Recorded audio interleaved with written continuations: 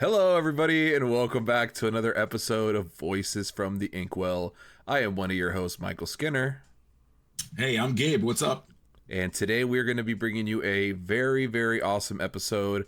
First and foremost, as always, we'd love to get things started with a little how you doing. Talk to me, Gabe. How you feeling? I feel great, man. This weekend was just so much Lorcana, with the SSG event. So I can't wait to talk about that. In general, though, I started my vacation from my big boy job, from my real job. Enjoy that. How long are you off for? For the entire week, but I'm not enjoying it because the reason why I got to take it off is because I got to paint the house. Ooh. So, yeah. And it's inside the outside, or outside? too. Outside? No, outside. Oof. Yeah, outside. What color did you choose? It's like a marshmallow white. It's beautiful. A marshmallow white. Wow. It's very descriptive. I can see the exact shade in my brain. That's it's slightly blue. Almost like a little heavenly white. Okay, I like that. Very nice, dude. Well, congratulations on your White House, and I hope that process goes swimmingly. As for myself, everything's been good. Obviously, we did get to hang out together this weekend over at SSG in the booth, which was a lot of fun. We had Liam in the house, which was also a lot of fun with Aaron. And the baby as well. The whole family came down. All the Lumateer family came to hang out with us. So yeah, I've been having a great weekend. Work's been good. Life's been good. Can't complain. We got a lot of Lorcana coming up in the near future with Reign of Jafar, and then obviously Fabled on the horizon, which is very, very interesting. But speaking of the horizon, we saw some of those this weekend, and we saw a lot of other new cards as well, because the SSG event this weekend was what it ended up being. How many cases? Was it an 8 case finally? It was like 9.5, 10 cases. 9.5, 10 cases. Yeah, I know it was announced as an 8 case, but it did scale. I don't know the final number, but it was a large amount of case tournament, which is the first big event for Reign of Jafar, and we did get to see a lot of cool stuff, right? I think we saw some cool decks. We saw some old decks. It was a good mix of everything. I felt like top 8 was, considerably healthy. And overall, I thought it was a great event. Talk to me, Gabe. Did you have a good time this weekend? Oh man, yeah. I mean, just whenever I get to hang out with you, first of all, it's a good time. I posted a tweet out. Yeah, I posted a tweet where I gave a lot of appreciation to people, and I really meant that. I wasn't BSing about that. So I really enjoyed this weekend. What's that? I said that would be the first time. You're not. I hate you so much, and yet I love you all at the same time. But I love it, man. It's funny because we're sitting back there, we're cutting it up. Liam's back there listening, and there's one point where Liam, he comes up to me and he's like, "I got to tell you guys," and he told me this. You were out of the room. He says, "Sitting back here to hear you guys talking and just laughing, and having a good time, and just hearing the banter. He's like, I could tell you guys are having a good time, and I 100% do." It's funny because when I first started doing the broadcasting, the casting, whatever it's called for SSG, it was totally not even intentional. My first time was supposed to be you and Mikey. I remember that. Gaming. It's funny how this happened. Yes. Yeah, and the only reason why I sat in was because Mikey's wife decided it was time to have a baby, and I'm like, yeah, you know what? I was probably gonna lose anyway. I was probably not gonna win this event anyway. Plus, Mikey also wanted to focus because we offered him to still be in the booth, but he said he would rather focus on play, which is understandable. Oh yeah. And Stefan really needed a group that was going to be reliable no matter what. And you filled that gap perfectly, and the rest is history. It was, but in regards to this past weekend, man, it was a hell of a time. Yeah, just a good time. Absolutely. Yeah, we had a great time, and it was really cool to see a lot of the new decks that were making their way, or rather new additions to some decks. I was expecting to see a lot more dogs, I'll be honest. We didn't see a whole lot of dogs. I know Jack, obviously, he is what we call him, I don't want to call him the Pound, because what's a place that has a lot of dogs besides a Pound? A dog park. He's the dog park. Sure. He's the dog park. He's the dog park of the Lorcana community. No, but for real, he's been obviously the resident Churn a Dog player, and didn't have a good performance, and I didn't really see anybody else do well with dogs, unfortunately. So that's actually interesting, because I felt during preview season a lot of the cards were leaning towards that archetype. I think a lot of people were like, oh my god, this tramp, oh my god, the lady, oh my god, this jock, oh, dogs are gonna be busted, you know, like what the heck are they doing? And yeah, they seem to be very strong, but was surprised not to see, you know, at least a couple in top 8, and we didn't even get one. So I'm not that surprised, I'll be honest with you, because I knew that steel was going to be very prevalent. that's true. And China Dogs does not like steel. I mean, all their characters are really low will, sorry, Not willpower. necessarily. I mean, I feel like they play Nalas and Little Johns. They play Daisy Ducks. You know, I know that obviously the lady has a big toughness as well. So I would say it's not super. I mean, it isn't like playing against steel, but I don't think it's like a terrible matchup or anything. It's so I think that there's like key characters that have that, but there are other, like, especially if they're playing things like piglets, if they're leaning on those 2 cost characters or those 2 willpower characters, which there are a number of them in the deck For sure. those being plucked, I think they're very key pieces of jumping to that 20 lore in like 4 or 5 turns. So it becomes easier to kind of, I don't want to say, I guess kind of like stop them dead in their tracks. And so I think that it's not like a 80-20 match. I'm not saying it's that bad, but it's definitely, I think Steel has it better than 50%. We did see some players that were playing purple steel. I was surprised also that deck didn't really get a lot of representation or a good finish. I know a lot of people were playing those colors, like that Dock style deck with Cobras and, you know, playing Roses and all that kind of like really aggro style. We didn't really see that, which is surprising to me because I feel like it's an aggro deck that beats other aggro decks because it gets to play the steel stuff. But didn't really have a good turnout. It actually is funny. I mean, we'll get into it a little bit later when we talk about our predictions from last week and get into that. But yeah, obviously Amber Steel and Green Steel being the most 2 represented decks in the room, as Gabe and I correctly predicted, essentially.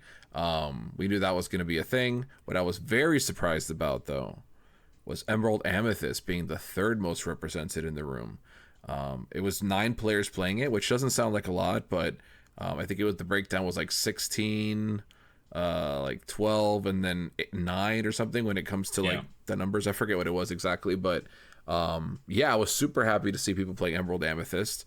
I think it's a great deck. I think Pull the Lever and Rog Lever are incredible upgrades for the deck, and I'm glad that other people are seeing that as well. I've been play testing it a lot. I don't know if you have, because I know you've been kind of swapping back and forth with decks, but the card feels insane. It just feels really good. And when you're playing Diablos, I know some people aren't playing the Diablo version, which is still good, but when you're playing Diablos and like there's turns where you can just out of nowhere shift Diablo and then pay 3, bottom deck something like from nowhere with no pull the lever in your deck, in your discard, all of a sudden you're just like pitch pull the lever, get a free Diablo, bottom deck your guy, quest with Diablo or whatever it may be, go. And now I bottom deck your guy, I'm drawing your, it's like, and I was also kind of worried Pull the Lever would be a little slow on its own. I'm so used to singing Friends on the Other Side that I was like, ugh, like this is like a slow version. I gotta pay for this. But surprisingly, early in the game, you could start singing Friends and whatnot. And then once you get later in the game and you have like 6, 7 ink, there's a lot of turns where you could just be like, all right, I'm going to pay 3, draw 2, and then I'm going to play this, this, and this, or this and that, So the card's been great. Honestly, it's been great. I've rarely had to use its B-side, to discard a card, but sometimes you just randomly snipe your opponent, like they're top decking and they can't play your ink for the turn or whatever it may be, and then you're like, all right, snipe it. Okay, it's Big Sisu or something like that. So overall, I've been mostly playing the discard variant. I know that's the version that I ended up topping at the event as well, and I think that's a great list. That's the list actually I've been playing, and I think it's a solid list. I don't know if there's anything I would change at the moment, which is Tiago's list. Tiago, who played this weekend, great. I got to chat a little bit with him. Super smart dude. Very, very number based. Like how we joke around like we're vibes players. Like I think I should play this year. He is like a math genius. Like he's like he'll give you all the percentages, and I heard him crunching some numbers when he was talking about certain things, and he's like one of those. He really looks at the analytical side of the game, which I think is super interesting. But all that is to say, green purple, 3rd most represented deck. Really, really cool. Love to see that. And do you have any favorite moments from this weekend? Anything that stood out to you, whether it be, in the game or outside of the game, that you think is worth sharing? Oh yeah, of course. I think when we got our Mai Tai jerseys, man, like that That was was on my list 100%. too. Damn, I Yeah. was hoping you wouldn't mention that so I could mention it. No, there's no Yeah. way. Shout out That was to so cool. shout out to Mai and shout out to the Incasters. Good friends of ours at the store. They're always there, and Mai is a fan favorite. She does very well, and her boyfriend as well. She's on camera very often at the store because she's always doing well in our events. And they made a joke last time that her fan base is called the Mai Tais, and lo and behold, out of nowhere, Gabe and I are doing the event, and they approach us and give us customized jerseys, which I actually have. I have mine right here, actually. Oh, that's cool. Actually. Yeah, I posted mine on Twitter. Like the picture of mine, I posted it on Twitter as well as like the moment that I got it. Like Liam was like staring at it because even Liam was like, "That is the coolest thing." So I know it's green screen a little bit, but you can see the back says Skinner, which is super cool. It's very and cool. Then the front, My ties. it's a little blurry, but you can see kind of. I see it good. Yeah. At least I do. Well, you do, but you don't. I have the green screen on mine. Oh yeah, I see So what there you're it saying. is, Mai Tais. Yeah, so really cool. I think that's a super cool gift. I mean, it could have just been blank ones or like repeats that they give to everybody. The fact that they customized it, super awesome. So if you guys Not only ever that, watch this, number 27, by the way, something I didn't share. Number 27 is actually really special to me. That's the day that my son was born, March 27th. So. How funny. I got 26. That is so cool. Yeah. Well, what a coincidence. Well, I think it's a super sweet gift, and just shout out to the Incasters, shout out to Mai and her team and her boyfriend Zeke and all the everybody on the team for being so cool. And I think that's a really special gift, and the fact that you considered us and thought about us is incredibly heartwarming. So thank you so much for that. And I thought that was one of my main moments as well. Yeah. Obviously we didn't have anything as crazy as like the Wochuck mill there was one in the finals, the Beyond the Horizon that Mark Miller got 18 cards off of. That was kind of crazy. Yeah, he drew 15 and he made his opponent lose 3 cards. Yeah, so it's 18 card swing. Yeah, that's and there's an awesome clip of it. Actually, I'm gonna plug it in right now. Yeah, I mean, you know what? Bruh. Oh no, bruh. Oh, bruh. All right, I take back everything I said about that card. Yeah, that's the card. It's the card, folks. It's real. Oh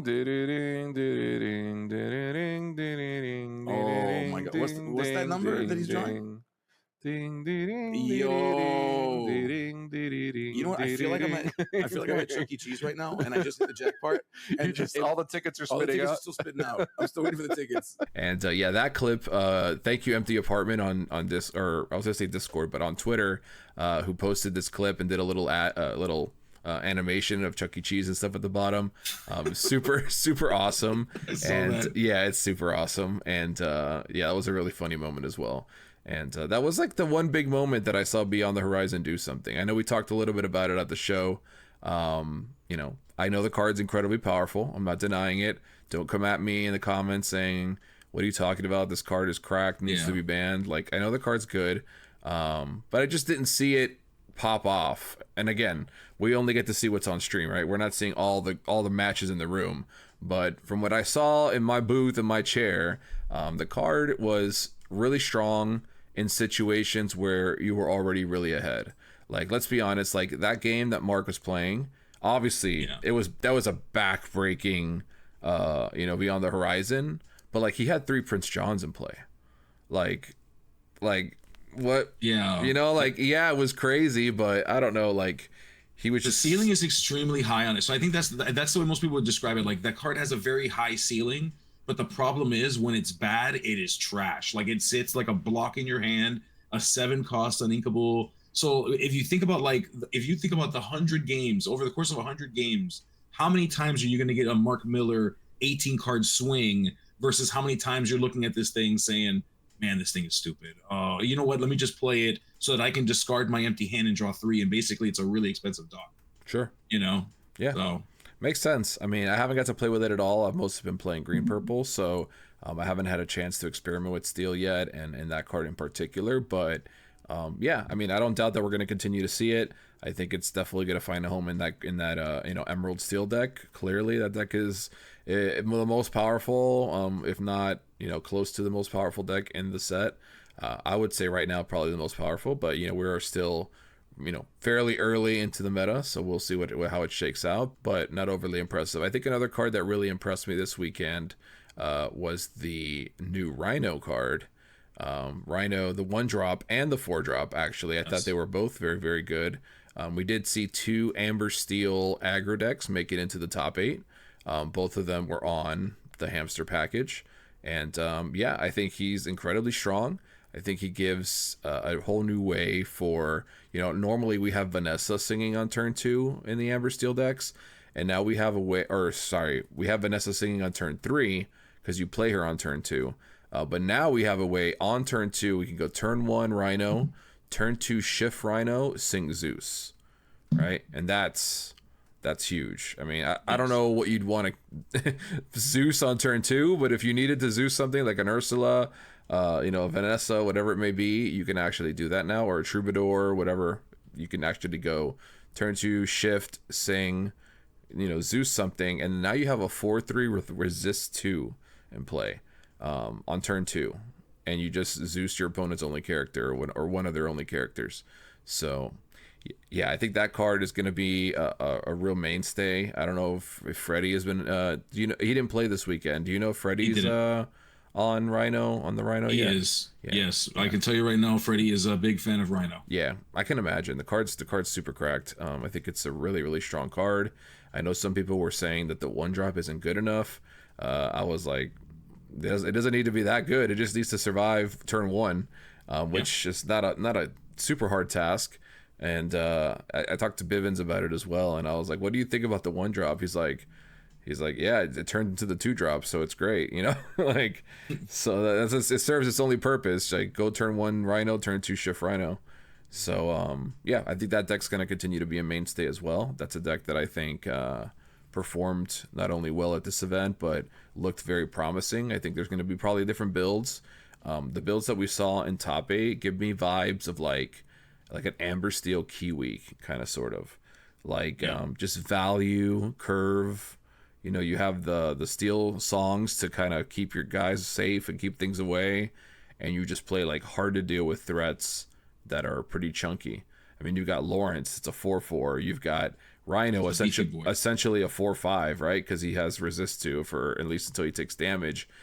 You have Daisy, it's a 1/4. You have Rapunzel's. I mean, like, the deck is like really hard to deal with, really resilient to steel decks in general. So I think that deck has a lot of legs. Yeah, I agree. I've been playing with it a little bit, so I've been testing out Freddie's deck actually so I'm going to Charlie's collectible show in a couple of weeks. Yeah. Oh, sick, dude. I had no idea. That's awesome. Yeah. So I've been testing out a couple decks, deciding what I'm going to bring with me. I've been testing out Green Steel. I've been testing out Freddie's build, and Rhino's a brick, a powerhouse. He's real good. He's real good. Obviously, there's ways to take care of him. Crab Fox, all that kind of, the normal shenanigans. Crab Fox pretty much takes care of anything really, but early game, like when he comes down on turn 2, he's definitely going to get in for some lore before you're able to really dispatch of him. So absolutely. Pretty crazy. Any other cards this weekend that impressed you, Gabe? Anything that you saw that you were like, oh wow, that card is actually more powerful than I thought, or anything in that regard? Let's see. I think the new chip. I like chip. The new green chip that lets you discard or forces your opponent to discard a card. Yep, that was pretty cool. We saw that a few times. Playing that. Yeah, I saw that. Yeah. And the new card, first set Aladdin, of course, that was pretty cool too.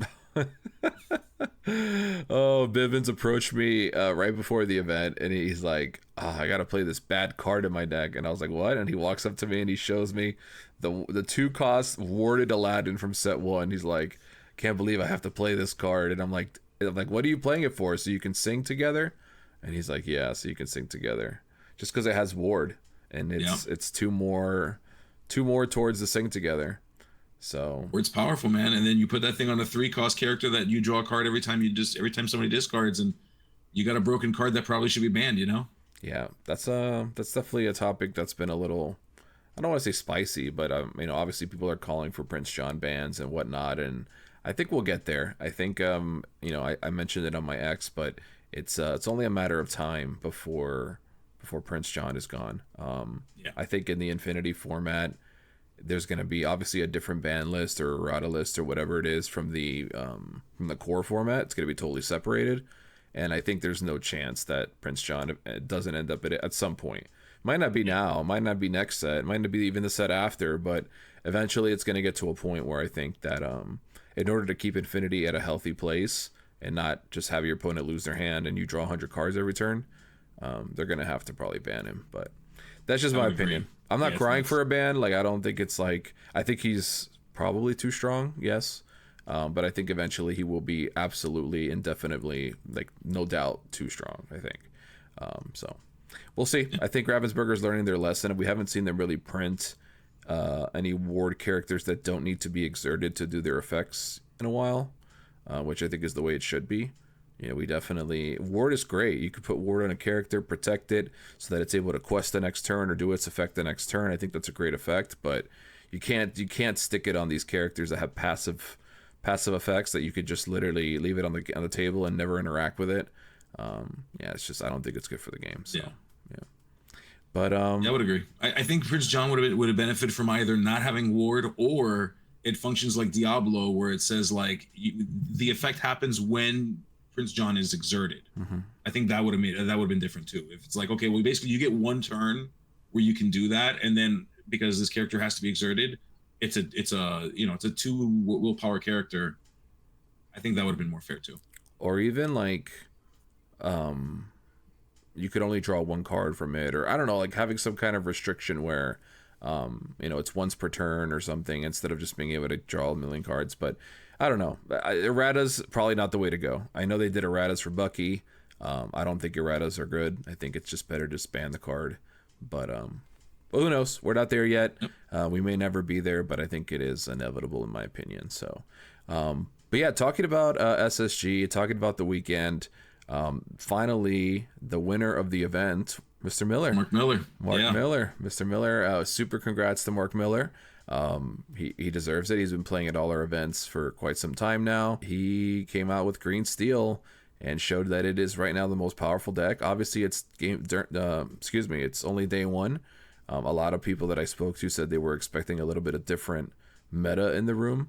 But I think we could all agree that Green Steel, we knew was going to be highly represented. It was actually your pick to be the most represented. So, I had a feeling that deck would represent well, and it did make it all the way to the finals and did incredibly well. But what I thought was interesting is his opponent, Dylan Crawley, which is another good friend of ours and local player to SSG, and actually the first winner of our first event. And member of the Incasters, by the way. Oh, and member of the Incasters. Okay, so there you go. Shout out Incasters again. And he was playing a very old school Ruby Amethyst list, which I thought was interesting, showing that that deck, it doesn't need a lot of additions to still be in contention. He ended up taking it all the way and did a great job. His only new additions, if I might remember correctly, were Monstro. And then they all got a weakness, or what's it called? Everybody's got a weakness. Everybody's got a weakness, yeah. So I never saw him play that card. I'll be interested to ask him if it ever came up. I know some people are high on that card. I have 0 testing on it, but seems okay. I know Lorcana Villain was tweeting about it as well, saying like, this card is good, but maybe he's right. I haven't tried it at all. But overall, it was interesting to see, like, even though it was a set 8 event, not a lot of set 8 cards were required. Even Mark's deck only had a couple. It was Beyond the Horizon, and I don't even know if he was. That was it. Yeah, I don't think he was playing Chip or anything. Yeah, no. So last week, for those of you who tuned in, you know that Gabe and I had a little contest that we wanted to do, which we did tally up the points after this weekend. I'm not going to make you guys have to go back and rewatch it, so I'm going to just quickly go through what our predictions were and the results. Gabe and I haven't determined what the loser. Maybe this is just like a warm-up round. Maybe this is just like the honorary first one. I'm going to be easy on you. I'm not going to make you do anything stupid. It's like, I'll bring a bunch of pickled eggs and I'll eat them in front of you. No, because that's my punishment. That's not punishment for you, so that's not going to work. And I don't want you to be punished. I don't want this to be that kind of show. But definitely we could have a little fun with it. But I haven't thought of anything yet. So for now, this will be a trial. But essentially, these were our predictions. I'll start with mine. and we can kind of go back and forth. So my first prediction was that Emerald Steel would be the top represented deck in the room. Your prediction was that Amber Steel would be the most represented in the room. So Gabe takes the point there. Emerald Steel was second most represented, as we mentioned earlier. So Gabe, enjoy your point, because you're not going to be dancing after that. So my next prediction was Emerald Steel would be represented by at least one deck in top 8. And that's exactly how many we had. We had one Emerald Amethyst in top 8. So Gabe and I are tied 1-1. Gabe's next prediction was Jon Williams finishes second place, which was a good prediction. Honestly, it was a good one. But Jon Williams did not perform too well this weekend, so no point for Gabe on that one. So we're still 1-1 apiece. Sorry, Dragon John Z for jinxing you. My apologies. So 4 decks in top 8 would be playing Beyond the Horizon was my next prediction. Obviously, there were a couple, but there were not 4. There were actually 3. Gabe's prediction was that there would be 2. So it was between 2 and 4. So neither of us get that point, Gabe. It's gonna land the ball. You hit the ball and it went right into the sand. It's out of bounds. So I can't believe it. We split the difference. Zero points for both of us. My next prediction was at least 2 SSG players would get into top 8. We did have one SSG player, Mr. Kylie, get into top 8, playing Emerald Steel, our boy. Fortunately couldn't close it out, but he did get into top 8. So congrats to our boy Kylie. Super proud of you. And so no point there because it was only one member. Your next one was somebody from Club Lorcana will be playing Emerald Amethyst. I don't know if you thought you had some inside scoop or something, but that was a flop. I didn't see what they ended up playing. Do you know what they were playing? They were playing. One of them was playing Ruby Sapphire, and the other 2 were playing Emerald Steel. I gotcha. Okay. So yeah. So not Emerald Amethyst. So no point for Gabe. So we're still 1-1. We're still hanging in there, guys. 1-1. So then next for Gabe was, let's see.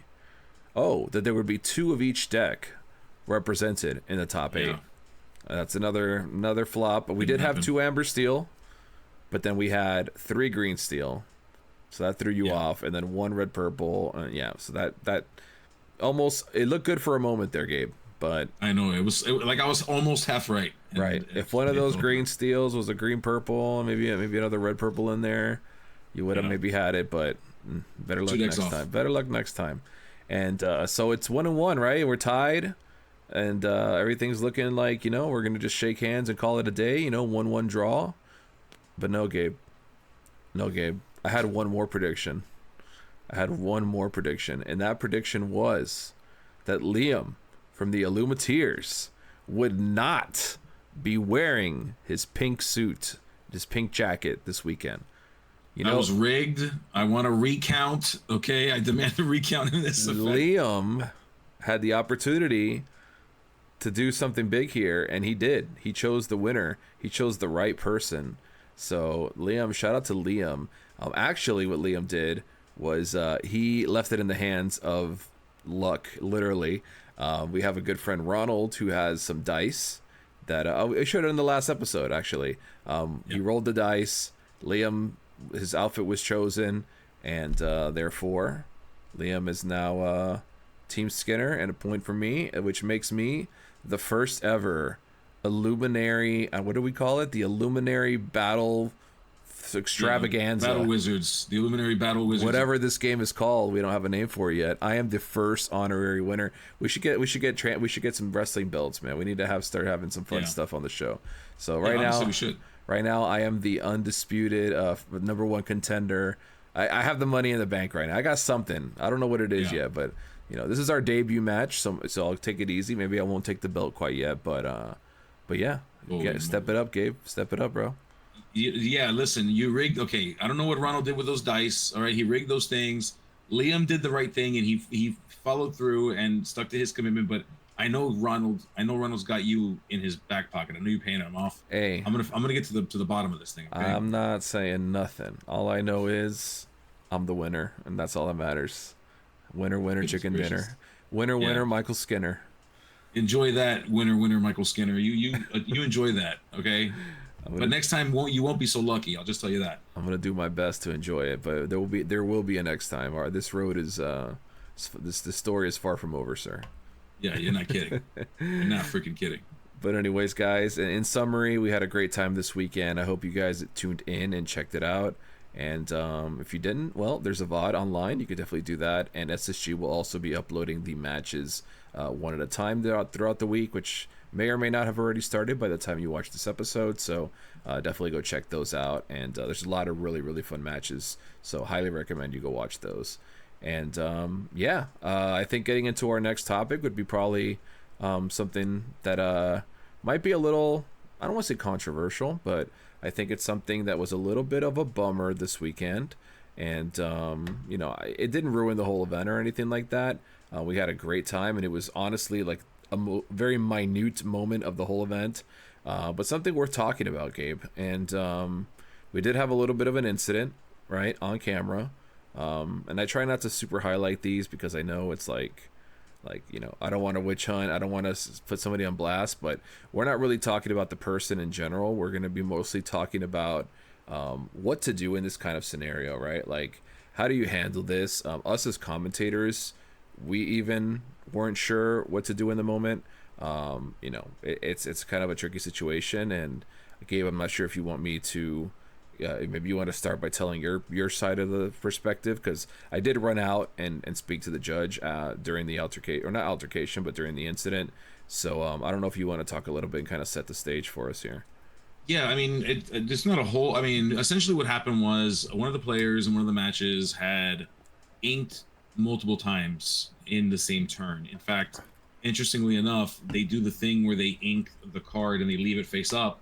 And then there was a card face up, and then they inked again, and there was a second card face up in their Inkwell. And so, and some of the players, or sorry, rather, some of the people in the chat were even saying that there was a third ink that happened prior to that first revealed ink that went face down, and so there was a bit of confusion there. And of course, people always get a little bit concerned about how that works. And chat, they are so good; they're like so eagle-eyed.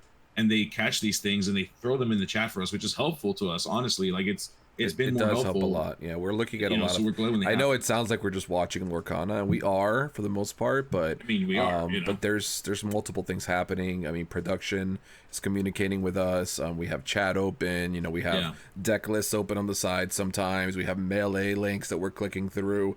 So sometimes we have producers talking to us in their headset. Like there's multiple things happening. So sometimes we're just not. We're looking at the game, but we're not hyper focused like some of the chat might be. So for sure, I agree with you 100%. We appreciate the input, and I know sometimes chat could be a little harsh. I think chat can be a little extreme. I think what it is, though, not that it's extreme. I think what happens is I think there's just generally a lack of understanding of what is written in the rules, because there's literally a document. Mm-hmm. Dedicated to what should a judge do in the situation that there's an error. And it's not that I don't think it's malicious. I think people think that there should be a ruling, and these rulings are usually based on how they might feel if they were the victim of the thing happening. Mm-hmm. But the reality is there's a pretty clear-cut document, and a lot of people don't realize that, and they're just like, game loss, give this person a game loss. And in reality, a game loss is not even close to what the rules would call for what happened there. A lot of people are like, for example, people were saying, well, since you can't reverse the call, it should be a game loss. That's not what it says in the document. Right. The document says if there will be certain rulings where a rewind would be the right solution, but if you're too far ahead, the rewind cannot happen. So it literally says rewind if you can, and if you can't, you keep moving forward. Right. And you just deal with it. Yeah. And most people are like, well, it should be a game loss if you can't. No, that's not what the rules say. Right. The rules have nothing about that. So there's just a misunderstanding about that, I think. And so one of our main judges that always comes to our events, and DLC level judge, Jon, was there, and he asked me for a little bit of a recap, because apparently somehow a Lorcana judge in China that was like there in Beijing for the Chinese launch somehow was tuned into our event and posted something in regards to the ruling and how we handled it and stuff like that. which I think is pretty crazy that all the way in China, people are watching the event and keeping tabs on things like that, which to me is like mind blowing. But essentially, yeah, as Gabe explained, the player inked twice on 2 different turns, right? So not only did it happen once, it happened twice, right? So that's already kind of like and by the time they caught it, so much had happened, right? They were on the following turn. So he does it, he passes, player takes their turn, passes, right? Then he does it again, plays stuff. If I'm not mistaken, there was cards that were drawn or put at the bottom of the deck. There was an aerial. There was an aerial that revealed the top 4 cards of the deck. Right, but then the aerial shouldn't have been there because of something else. Like, it made a difference, right? And like, it's so hard once you're that far along to rewind the state of the game. Like, it's not like it just happened. Like you have to take back your opponent's turn and then another one of your turns, like, to get to where we need to be. And then even then, there's no guarantee that we can make it right. You know, it might be just too cooked and to be able to be reconciled. So. And the rules say that's not a game loss. The rules say you just continue, you address the issue, you issue warnings, and you move forward. Is what the rules say. Right, and it's tricky, right? Because like, so I know something that I learned this weekend, which I didn't ever really consider myself part of the responsibility of reporting these things, right? So. For those of you who don't know behind the scenes, most of you probably don't, but Gabe and I are in a booth, right? So we have our headsets on, we're commentating, we have a giant screen with all this stuff on it, but we're not in the room where the players are playing, right? The players are in the following room, and they're in the room with production who's actually running what you're seeing on the screen, right? The person who's is Stefan usually, or Jason, who's actually displaying the stream, right? So, and that's where the table judges and whatnot. So when these things happen, I'm not a judge, right? I am technically a spectator. And what I didn't know is, even as a commentator, that I should be making sure I do my due diligence to run out there and let the judge know that something was missed, right? To me, it was always like, well, the judge is there, so I guess they'll take care of it. I'm just here to commentate, so I didn't realize my responsibility as a spectator to kind of point these things out. And once the second one happened, I even looked at you, as you and I in the booth at the time, and I was like, should I run out there and say something? And you were like, yeah, go say something. And when I ran out there, they had just caught the second one, but they didn't even know about the first one. And I said, the player has inked twice, 2 turns in a row. And the player was like, no, it's only been this turn. And I was like, no, it's been 2 turns in a row. We have it on camera. And then at that point, I saw Andrew looking at the bottom cards of the deck, trying to reconcile, the whatever. And I'm guessing it's because of that aerial, right? They were trying to undo the aerial. Yes. And at that point, I had already come back to the room with you. And I don't know how it ended up being fixed. I know they were, when I left the table, they were moving cards back and forth. I don't know what the final turnout was. But it's just unfortunate, right? Like, these things, accident or not, whatever it may be, chat is quick to be like, this person's a cheater, this person is doing this, is doing that, you need to give him a game loss, like, disqualified. And it's also awkward for his opponent, right? Like, I think Dylan, who ended up getting to the finals in the end, he's sitting there. You just found out your opponent's inked twice, 2 turns in a row. The judge is sitting there trying to fix things, and Dylan just sitting there like, like, he's just trying to play the game, and now he has to worry that his opponent has quad inked in 2 turns, and like, there's all this stuff trying to be fixed, and there's cards going back, and it's just a weird situation for everybody, right? And it's important to know how to handle that situation. And if you are a spectator, having the ability to say, hey, wait, that's not right. Like, we need to get somebody involved. That's something that not that I didn't know, because I've played TCGs for many years, and I've called things out, like, when I'm standing over somebody's shoulder, but not like from a position where, like, we were on commentary and stuff like that. And I think that that's something that we should do more often. Personally, I think that sometimes I feel like I'm stepping on the judge's toes by, like, running out there and interfering in the match. But I think it's part of our responsibility to make sure that these events go off without a hitch. We don't want it to look like the integrity of the game is bad. And I know we have table judges, but honestly, guys, like, try sitting in a chair. Try sitting in a chair and just watching 12 hours of Lorcana on the table, like just sit there and just watch it. It's hard. It's really hard. And he does the best he can, and sometimes we miss things. We're commentating, we miss things, you know. So I don't think it's good to be clear. Actually, I think it's important to point out too, because what I don't want is, because what it says in the rules, in the comprehensive rules, just so this is for everybody. If you as a spectator observe an issue that's a violation of the rules, you're not supposed to say to the players what it is. You're supposed to stop the game. You're supposed to tell the players pause.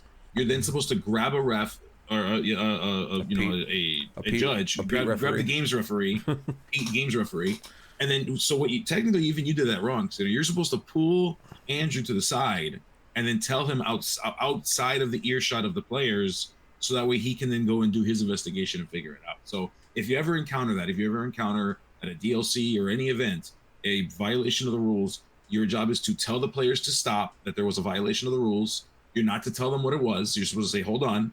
You're then supposed to go to the judge and say, hey, judge, I just witnessed this violation of the rules. And then the judge goes and deals with it the way they need to. Just want to make sure everybody knows that. Right, yeah. You don't want to start, disputing with your opponent, the guy's opponent, and start, hostility. Not hostility, but like start confrontation for no reason at the table, saying, oh, you did this wrong and this person did that.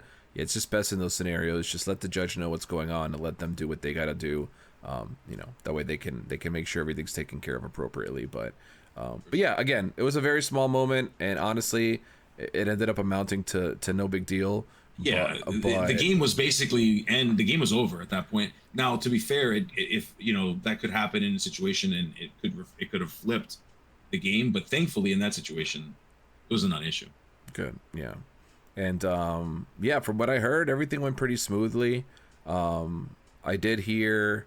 I spoke to Ronald, our head judge, and he said he had a couple of calls that he almost had to escalate a bit, but overall everybody, was pretty cool, which is always good to hear. We don't want to hear that, obviously the judges are there for a reason, but I would hope that we don't need to use them more than average. I would hope that everything is going smoothly, that players are, not having any kind of weird interactions where they would need to get a judge involved. But yeah, it was a great time. I think that's an important topic for us to touch on. Again, I learned something, and even you telling me about the rules and stuff like that, it's just interesting to know that it's not always good to jump down people's throats. And it's awkward for us because we're sitting there in the chat, in the booth, and chat's going haywire saying, do this, oh my god, why are they doing that, oh my god, this is cheater, oh my god, ban this guy, oh my god, this is incredible. And it's hard. It puts us in a position like we don't want to make accusations or anything like that. So I know we're taking a little bit of a break till Fabled, right? I believe is what's happening. I know. Yeah, I think that the next event that SSG is hosting is going to be a team event. Oh, okay. That's going to be Inkcasters versus Illuminati versus Team SSG. Oh, okay. Versus Freedom Gaming. Nice. I don't know if we've officially landed on a date yet. Okay, I was gonna say, have they announced it? I don't want to jump the gun on if they're gonna do that. Yeah. I'm not 100. I'm not gonna announce the date before Stefan does. But it's a closed event. It's only gonna be those teams. It's gonna be more of like an exhibition or like a showcase of those teams. Cool. So it's nothing anybody's gonna be able to come down for. So right. So save your money. You don't go buying plane tickets to Margate. But then we also have the SSG Invitational that's gonna be, believe in August. It will be in August, yes. In August, so that's really cool. Yep. This was the last event to qualify for that big tournament, and I know there were a lot of pass downs because I know Dylan was a repeat, and we had a couple other repeats as well in top 8, so those would get passed down. But it's going to be a great event. There's a ton of fun names on there.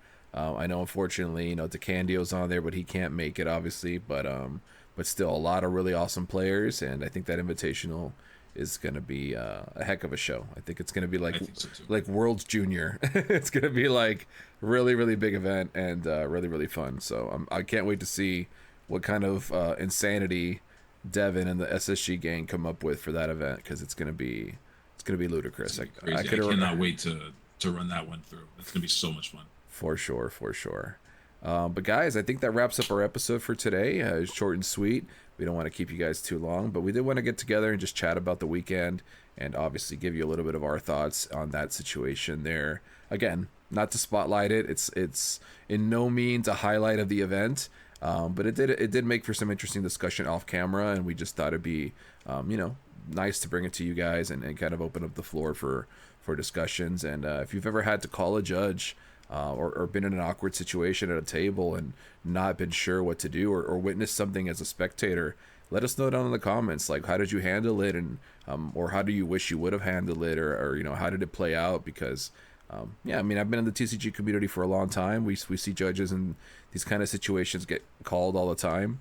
I had one of my best friends, Jose, at the Atlanta DLC. His opponent, it was I think it was a sealed event. His opponent played, I think it's Camilo. Is that the card? At the beginning of the turn, you can choose whether it gets one effect or another. I'm forgetting the card. Yes, it's Camilo Madrigal, yes. Yeah, it's Camilo. So the player at the beginning of his turn didn't choose one. Like, he just didn't choose.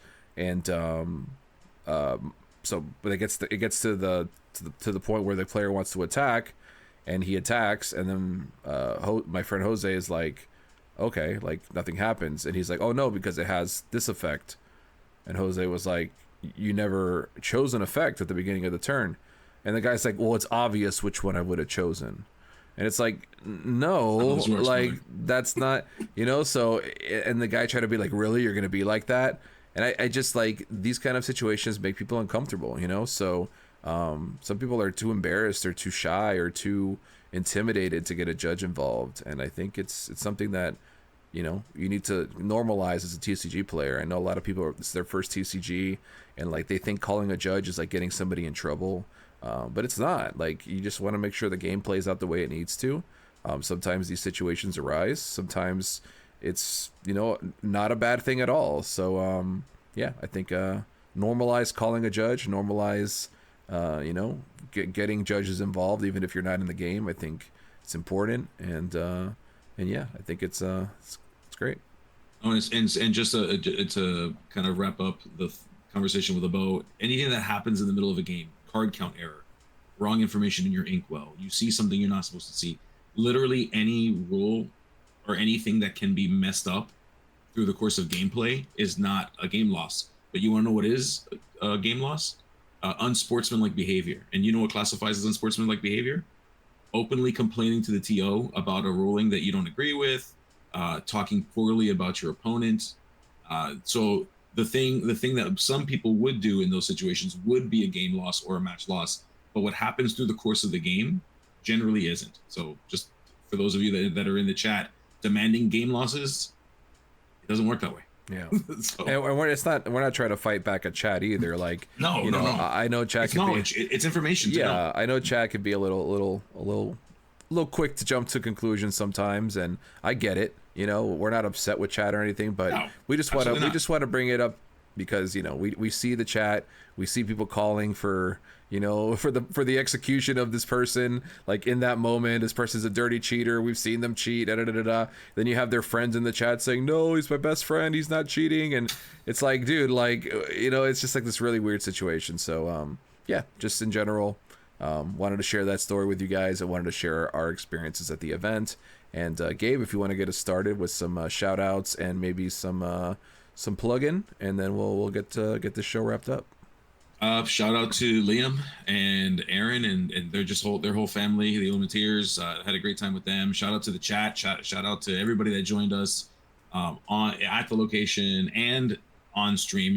I think we broke 1,500 people concurrent. That's what Stefan told me, which is another history. Yeah, biggest stream yet. And we hope that they get even bigger every single time. China, bro.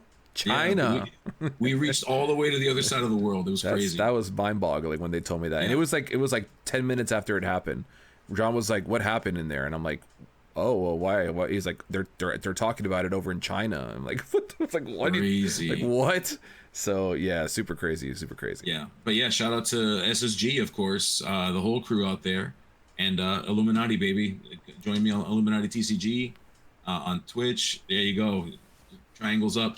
On Twitch, on YouTube, and you can follow me at _Gabe on Twitter. For show? Sorry, X. It's X now. Whatever. The artist formerly known as Twitter. Yeah, there you go. And obviously, I'm your boy Skinner. You can follow me at First to 20. I do have my own YouTube channel.